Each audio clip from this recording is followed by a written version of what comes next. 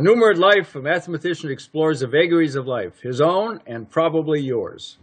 Hi, I'm Glen Whitney from the National Museum of Mathematics, and I'm here with John Allen Paulos, the author of Numerate Life. And we're going to talk a bit about the book today and about some of its ramifications on a larger spheres. How are you doing today, John? I'm doing fine. It's good to be with you in this somewhat Pickwickian sense. Right. So, in reading Numerate Life, one thing that I was struck by is how skeptical you seem to be about the notion of recording a life, of doing biography in the first place. And it seems that a couple of different mathematical principles have led you to that point of view. Do you think that's fair? And why does math make you a skeptic in this regard? I think it is fair. I mean, I call the book a quasi-memoir or even an anti-memoir. And I'm dubious of the whole biographical endeavor, despite this, in a sense, being one, for several reasons. One is just everyday talk with people. I often hear that so-and-so does this, he or she is nasty, is always doing this, and I meet so-and-so, and it's perfectly fine. Or the other way around. Oh, he's a wonderful person, and the other way around. And if you listen to a poll, I mean, we're in election season now, and you find out that the sample space was 3, you might not be really impressed with the results of that poll. In general, I mean, what do you do when you tell a story? A biography is a kind of a story, and a kind of standard console that one offers in many kinds of stories is to suspend disbelief, to go with the flow, so as to continue and get derive maximum pleasure for it. Whereas in science, statistics, science in general, the idea is to suspend belief. You don't want to be bamboozled. You don't want to be fooled. You don't want to make a type 1 error, a false positive, saying something's there when it's not, whereas storytelling is just the opposite. You don't want to make a type 2 error, saying something's not there when it really is. And for lots of reasons. I mean, another one is just the complexity of human beings and their interactions.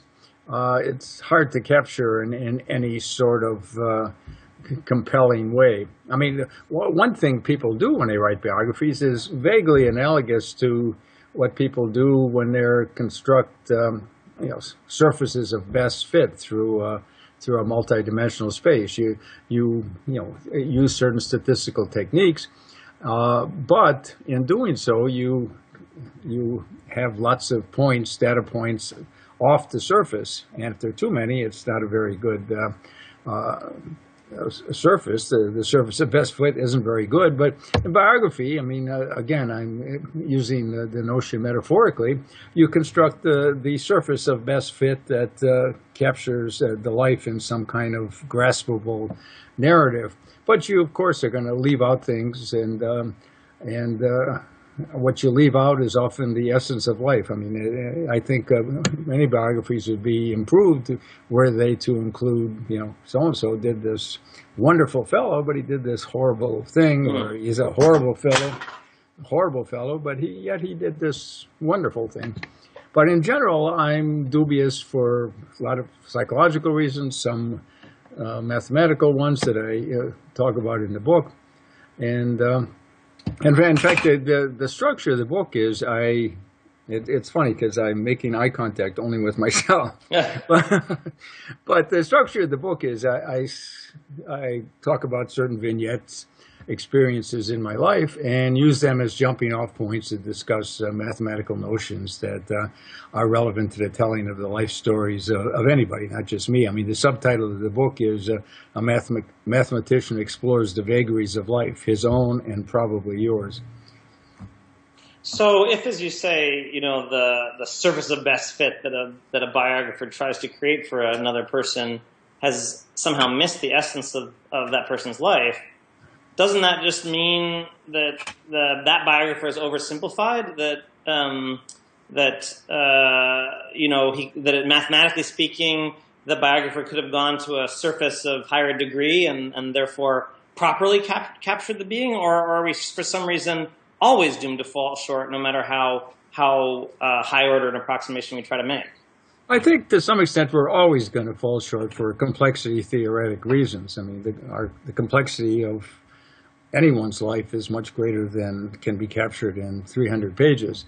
And as a result, I mean, as I said, any biography is going to leave out significant and interesting results. I mean, one thing I talk about in the book is a kind of mathematical explication of the quip that my father used to always cite, which is the following. There are two types of people in the world, the very strange ones and those we don't know very well. And one way to kind of get at that mathematically is imagine a straight line 10 inches long and cut off the ½ inch on either end, the extreme ends. So it's 9 inches. Now look at a square that's 10 inches on a side. Cut off ½ inch around each of the four sides. And that's the central part. 9 times 9 constitutes 81% of the whole thing. Look at a three-dimensional cube, 9 by 9, 10 by 10 by 10. Cut off the ½ inch around there, and you get 73% approximately the interior, 27% on the edge. But there's so many dimensions along which we can measure people. And the higher the dimension of the hypercube, the more likely it is that a person is going to be on the extreme end of many of these dimensions. And in fact, all of us, if you take into, you put some constraints on what you're going to count as a dimension, all of us are in the extreme edge of this multidimensional hypercube or hypersphere, if you like that better. So we're all, in this sense, very strange. And you can do it the same thing probabilistically, and there are examples I cite in the book. When I was in graduate school, University of Wisconsin, there was this guy who always wore a suit and tie. He was very conventional, banal, never said anything interesting. And one day I was in downtown Madison, and I saw him around the corner of a building, kind of hidden, and he was giggling, and I stood around wondering. It turns out that he had shellacked a $20 bill or $10 bill, I forget, to the sidewalk, and people would come by and try to pick it up, and they couldn't. It was shellac. And he thought that was hilarious. And just one example. I mean, anybody can cite countless examples where someone is not the way they appear.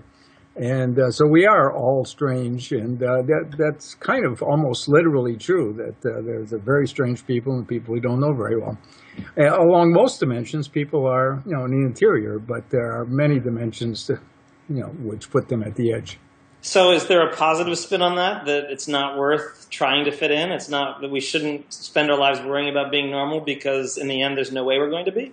I don't know about that. I mean, most of us along most dimensions probably are, but even Charles Manson, I'm sure, is normal along most dimensions. But I mean, even this story that broke a few days ago about the doctor at Mount Sinai who took advantage, allegedly, of a student of a woman who he drugged with morphine or whatever.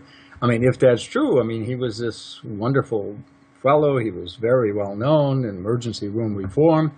It hasn't come to trial, so I don't want to prejudge, but if it is, it's just one of a zillion examples, if I may cite a made-up number word. Right.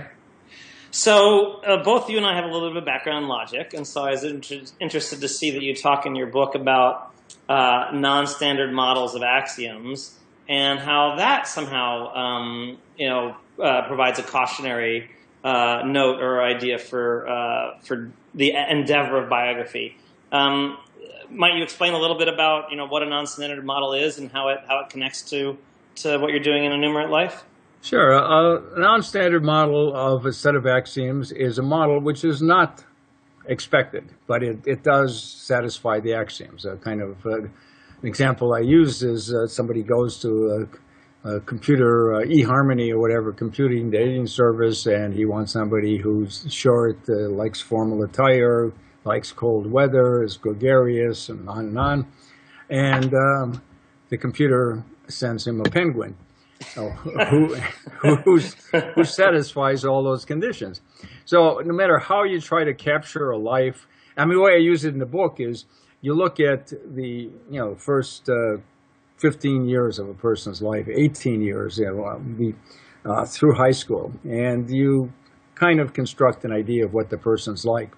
And then when you get to be my advanced age, you find them. I'm not on Facebook, but I'm in contact with a lot of people. You find that their life has turned out very different than what you might have expected, given the, in some sense, axioms of the initial part of their life. So in that sense, our later lives are a kind of a joke. I mean, a joke is a non-standard model, as the Penguin showed, of a set of axioms. And in this kind of strange sense, our life is a kind of joke, because you can to some extent, but often the initial description of a person's life, I mean, Barack Obama didn't do particularly well in high school until he got serious in the second year of college. I just read an article. But forget that. I mean, everybody knows many examples, and people do much better than you might have expected, much worse, and many other more refined words than just better or worse. And so their later life is, as I said, a non-standard model. I mean, you can't even capture the notion, as you know, of the integers because of so-called Lowenheim-Skolem theorem. You can have an uncountable model of the integers, and that's not what people intuitively have in mind when you write out the piano axioms. So in that sense, as I said, we're jokes. Our lives are jokes. Right. So it's a little hopeless to put people in a box, and try as you might, they'll surprise you by not being inside the box you thought you had them in. Is that kind of the moral?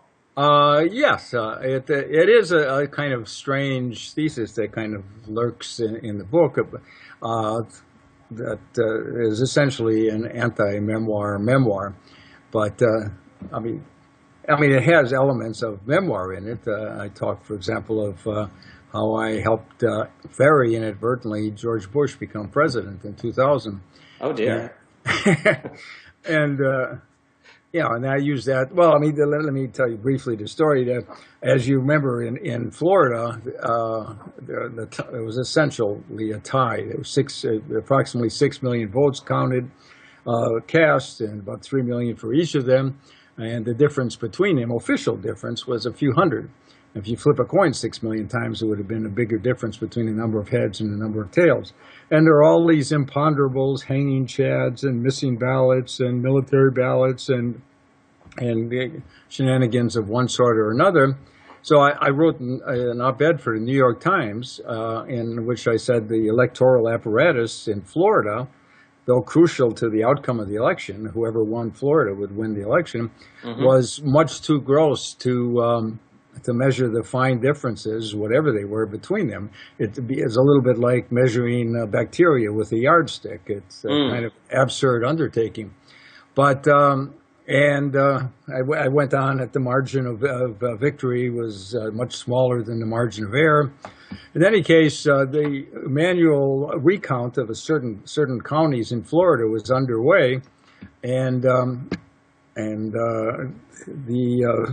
Florida Supreme Court authorized that. But then the chief judge of the Florida Supreme Court nixed the continuing recount. He said, I read this op-ed by mathematician John Allen Paulos in the New York Times, and he says the margin of error is greater than the margin of victory. There's no fact of the matter, so why continue? It's just going to lead to greater vituperation, greater divisiveness, greater rancor, so he stopped it.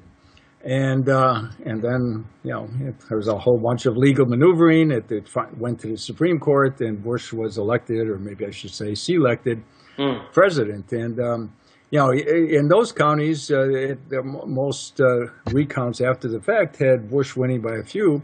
But in the state as a whole, had they recanvassed the whole state, Gore would have won. And he did win 500,000 more votes nationwide. But in any case, given that it was such a gross electoral system, maybe flipping a commemorative coin in Tallahassee would have been fair, or a total recount. So, in contemplating a biography, which certainly in which you certainly feature prominently, and you look back on that experience, do you regret having written those words? Do you feel that this was an unexpected outcome of your actions? Oh, I definitely regret having written those words. I mean, there are, you talk about the butterfly effect, tiny little variations in initial conditions cascading over a brief period of time into huge differences. I mean, there are lots of other butterflies. I mean, a much bigger butterfly was, this thing keeps falling out of my ear. A much bigger butterfly was Jeb Davis, and Secretary of Florida State, Catherine, I forget her name, Catherine Davis, and Jeb Bush. But, and you can't herd butterflies, so I don't really think I'm responsible, but nevertheless, it's unfortunate that the recount was stopped, at least in part because of this op-ed. So, justified or not, I do still occasionally have a pang of regret. I think if Gore had been elected, global warming initiatives would have been furthered. The Iraq War would have been much less likely, and so on. So, on the other hand, isn't there a certain counterpoint where we might be sitting here having the same interview if you had decided not to wade into the issue, where you might be saying, if only I had spoken out? In other words, could it be a darned if you do, darned if you don't kind of situation? Oh, of course. I mean, that's the nature of life. Yeah. I mean, you can always, look at anybody's life, any sequence of events. I mean, get back to biographies. I mean, let's say someone's writing about an affair. If the cheated upon spouse is the author, of course, it's gonna have a certain tang, bilious flavor. And if it's the cheating so-called partner, it'll have a different one, justification or whatever. And if it's the outside lover, it will have yet a different flavor. If it's a so-called neutral observer, assuming there are some, probably not, it'll have a different flavor. So I don't want to be all Rashomon-y, but what's the truth? I mean, they're all the truth. I mean, a thought experiment I have in the book is to imagine a biography of Stephen Hawking written by Kim Kardashian. That'd be interesting, or the other way around, one of her written by him. So you can. They might both be very short, mightn't they? They probably would, but it'd be interesting to see each of their takes on the other, or just pick your own incongruous pairs of subjects and authors. And again, you probably shouldn't put a lot of credence into anything you read. I mean, people lie, or they don't lie, they embellish, or they're self-deluded, and nevertheless, I mean, I did write this memoir, so there are lots of stories of my life in there. So you can say, what about them? Yeah, okay, but this is my perspective, and there is some truth out there, but it comes in from different perspectives. So as you were putting together all those vignettes that you just mentioned, did you ever find yourself, reflecting or thinking about what you had done and almost, being surprised or like, I would never do that? Oh, yeah. Definitely. I look back at, my childhood. Now I'm kind of, in some sense, liberal with libertarian tendencies, but, in those days, and I drive a Volvo to be more stereotypical and da-da-da-da-da. But in those days, I would fill the ceiling of my bedroom with model airplanes. I'd make elaborate structures of armies attacking each other. And I loved World War II movies. And, that guy grew into this guy. In fact, sometimes when I think back, in writing the book, think back at events in my life, it almost requires an act of will on my part to realize that the person I'm talking about, writing about, is as me. I mean, Right. I know it is. I mean, intellectually, but the mindset is sometimes very hard to get into. And so, does mathematics have anything to say about how we change, or how we can understand how we change? Well, I think there's some kind of gross similarities, gross invariances having to do with growing older, and there are many more choices in the beginning. There are fewer, no matter what option you take. Your options somewhat narrow as you get older. There are some vague similarities. In fact, I use what the mathematical card trick known as the Crisco trick to kind of model why, after a while, even despite our earlier differences, as we get older, there is as I say, a gross similarity among people. And the card trick, as you might know, is you have a deck of cards, you shuffle, you tell somebody to pick, let's say, the third card, and you turn them over, and that's your secret number. And if that card is a 5, then as I turn over the cards one by one, the 5th card after that becomes your new secret number. And let's say that's a 7. I keep turning over cards. The 7th card after that might be a 2. You go ahead 2 cards. Anyway, if you do that, two people do that, no matter if they choose different cards in the beginning, they almost certainly will. After a while, they'll, by chance, happen to land on the same card. That's their secret card, and thereafter this lockstep rule will take them to the same place. You can do the same thing with words. You look at a passage from the Bible, pick a word from the first 2 or 3 sentences. If it's got 8 letters, move ahead 8 words. If that word has 3 letters, move ahead 3 words. And by an artful choice of initial word, of passage rather, people can choose whatever they want as the initial word. But by an artful choice of passage, you can make sure everybody ends up on the word devil, for example. And to some, in some ways, life is like that. I mean, jadedness. I talk about jadedness. I've won in recent years a couple of awards from mass societies, Society for Advancement of Science, and so on. And that's nice. I'm flattered, but it also reminds me that you don't get awards unless you're getting old. So I have a discussion about jadedness, as you get older, the number of peak experiences, record performances becomes less frequent, and there are ways you can capture that mathematically. I mean, imagine flipping a coin, for example, 1,000 times, and you do it and you get 507 heads, let's say. That's a record number of heads. The next time you flip a coin 1,000 times, you might only get 499. Next time, 502. Next time, 506. And then the next time, 512. That's a new record. And then you keep on flipping a coin 1,000 times, recording the number of heads. The number of records becomes ever less frequent.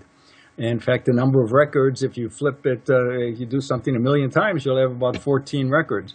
So as you get older, I mean, for this reason and other psychological, biological reasons, records, peak performances, the best movie, the best record, the best restaurant become much less frequent. And the intensity of youth, which relies on the best of this, that, or the other thing, becomes less. I mean, the only records you keep on making are maybe the size of your ears or the or the area of your forehead, as you can see.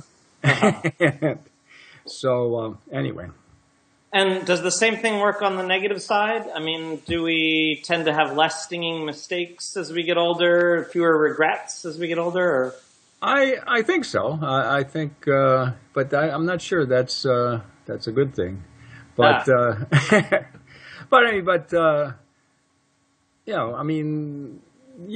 Bayes' theorem kicks in. I mean, I talk about romantic crushes.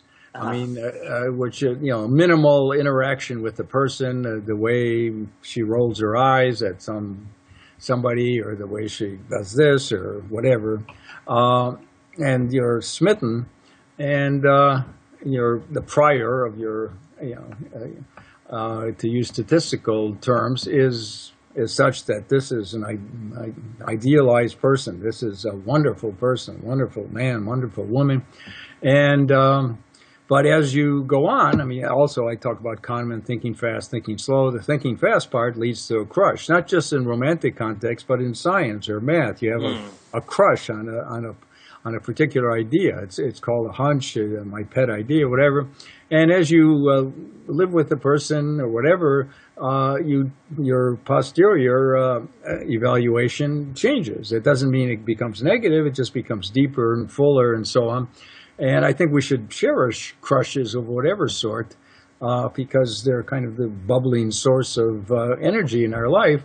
But also realize that after a while, if you use Bayes' theorem, which tells us how to reevaluate probabilities in general, you realize you've got to change, and the crush becomes everyday, but everyday in a good sense as well.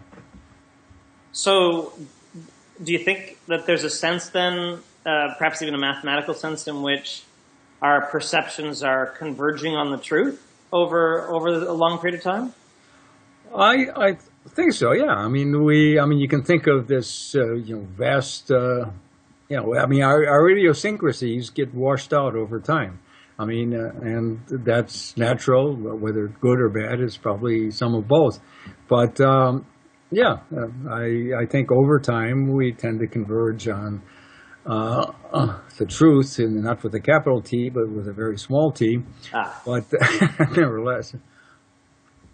But, so, I mean, it is a kind of jaundiced view of the biographical endeavor. I mean, I also talk about, offer a kind of defense of hypocrisy. I mean, some forms of hypocrisy are inevitable. If you have a complex situation, it's almost impossible to figure out how to remain consistent. And I mean, there are all kinds of everyday examples. The abortion foe who's had 6 abortions, the gun control person who's got an arsenal in his basement, whatever.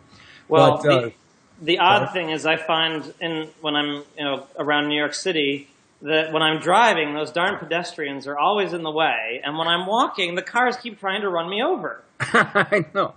Reminds me of 2 guys walking down opposite sides of the river, and one of them yells across the other, "How do I get to the other side of the river?" And the other guy says, "You are on the other side of the river."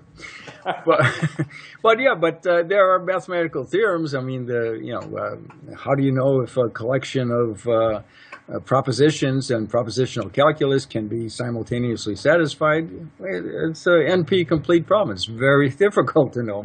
Or if you allow quantifiers, it's impossible to know. And so, I mean, I think we should allow some allowance for hypocrisy. I mean, hypocrisy, to paraphrase, is the homage that truth pays to truthiness. So we talked about a number of caveats to trying to capture somebody in a biographical sense. The fact that you're always approximating, the fact that the person changes, the fact that everyone has idiosyncrasies that don't, fit within normal parameters. And in some of your other books, you've written about mathematics as a lens for other parts of life. Do those same obstacles lie in the way of our understanding other parts of life besides a person's life? Yes, but I think to a lesser degree, because people are more complex. I mean, I talk about math and the stock market, math in journalism, a mathematician reads the newspaper, math in literature, and so on. But, I mean, there's a saying by Wittgenstein I always liked. He said that he looks forward to the day that philosophy ceases to be a subject in its own right and becomes an adverb. You approach every other subject philosophically. And I don't wish for mathematics to disappear by any means, but it'd be nice if it also was more widespread that people considered mathematics as an adverb. You look at things mathematically. And that gives you a kind of oblique view of things, and the conclusions or the attitudes you come to are much at odds with, kind of contemporary culture. I mean, even just with regard to coincidence, for example. I mean, people always read significance into coincidences, and most of the time they're totally, to be expected. I mean, of one sort or another. Most coincidences are totally meaningless. I mean, there's a fundamental confusion about coincidences in life or in anything else, and that is the confusion between the probability of a specific event or sequence of events, which is almost always tiny, and the probability of some general sort of event, some generic event, and that's almost always quite high. And people conflate the two. I mean, you can always generate coincidences. Just have a dial with the letters around the circumference, spin it 100 times. The likelihood of some word appearing in that link, at least 3 or 4 letter word, is going to be quite high. Probability that chrysanthemum appears in that 100-letter sequence is going to be low. So probability of particular events is always tiny. General events are always high. When you look at the first letters of the alphabet, first letters of the months, January, February, March, and so you have July, August, September, October, November, Jason appears. The first letters of the planets, Mercury, Venus, Earth, and so on, Saturn, Uranus, Neptune, Sun appears. Is that significant? Of course not. But so why do you think it is that people might, come into the office one morning and say, wow, guess what? I saw a license plate on my way into work today that had my birthday on it. What are the chances of that? But we'll never come in and say, oh, guess what? I saw a license plate that said EPX 6357. What are the chances of that? Even though, of course, the chances of either are both, very small. Right. I mean, I often tell people, if I go to, if they're going to buy a lottery ticket, I say, why don't you just buy 1, 2, 3, 4, 5, 6? And they say, that's impossible. That'll never come up. Right. But, if they have the analog of your QXR or whatever, that looks more like it. It's a representative heuristic. There are lots of cognitive foibles that I talk about in the book. But, right. Or, there's an earthquake and they rescue at some school and they rescue 3 unfortunate kids who nevertheless survive. That's some miracle. But the 85 who died, oh, well, that's too bad. Mm-hmm, mm-hmm. So speaking of coincidences, is there any sense in which we can ask a question like, is a typical person's life more ruled by coincidence or more ruled by innately who they are, some essence that you were talking about trying to capture? It's hard to say, but I think people underestimate the effect of circumstances, of situations. People always say, oh, that's a strong person, or that's and choose your adjective kind of person. But you take that same person, put him in a different situation, even a different corporate culture, and all of a sudden the person is very different. I mean, I think there are traits that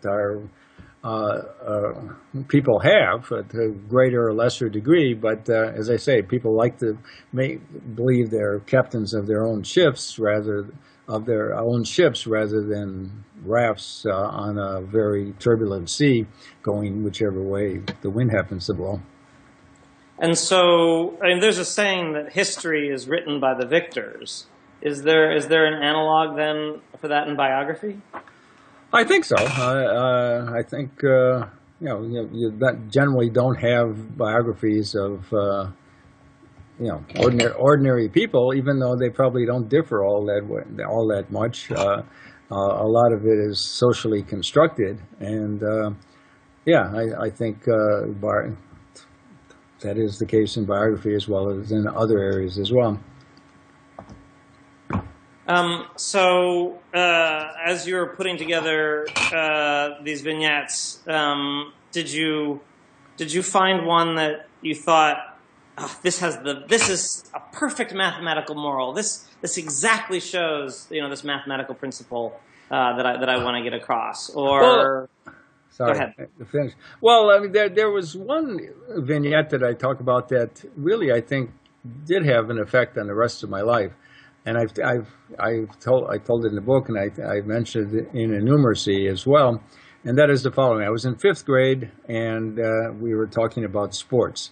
And my teacher was the gym teacher, the math teacher was the gym teacher, and he was a kind of very tall, hulking guy who was kind of scary.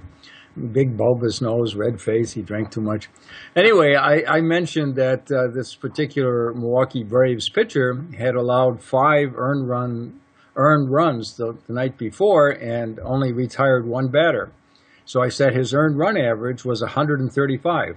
5 earned runs divided by 1/27th of a game is 135. And he said, you can't have an earned run average more than 27. That's how many outs there are. Sit down. He was very dismissive. And I would get very red, and my hands would shake, and my voice would quaver, and so on. But anyway, at the end of the season, the Milwaukee Journal published the statistics of all the Milwaukee Braves that year, and this particular pitcher had been sent back to the minor leagues, never pitched again. And sure enough, it said his earned run average was 135. So I brought it up at the end of the season to the same teacher, and I said, see?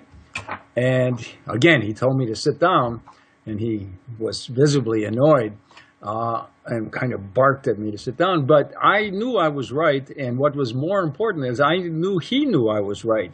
And this lesson stuck with me because it seemed like with a little bit of logic, numbers, probability, or whatever, batting averages, and a little bit of logic, you could vanquish blowhards like this guy. And that lesson stuck with me. I mean, that's part of what I've done in a numeracy. A mathematician reads the newspaper is not so much vanquish blowhards, but kind of make clear that people's conventional wisdom isn't necessarily the case. And I think that something like that is useful in pedagogy. I mean, that was horrible pedagogy to embarrass a little kid. But and nevertheless, it had a positive effect, and it seemed like it's something you could sell to kids. That's kind of more motivating than measuring the height of or estimating the height of a tree across the river using trigonometry. So I guess to sum that up, then you found mathematics to be empowering. Very much so, yes. And do you think that we could either through improving education or some other measures, get more people to that point of being empowered through math? I would like to think so. I kind of do that in my classes, and though there's a Numerate life focuses elsewhere, I mean that message is kind of implicit even there. All right. Well, my last lick, in the end, looking at it as a whole, is A Numerate Life your autobiography? To some extent, yes. I mean, obviously, I left out things, and but nevertheless, it's only 200, less than 200 pages. But I think it's a reasonable sample. It gives you maybe flavor of my life. But right. Nevertheless, I caution people to not just my life, but any life. Just say, yeah, maybe. Okay, very good. Well, that's wonderful. Anything else that you wanted our listeners to hear about? No. I think that this interview constitutes a little sample of the sample that I provided in A Numerate Life. All right. Terrific, then. Thanks a lot, Glenn. I enjoyed it. My pleasure. Bye-bye.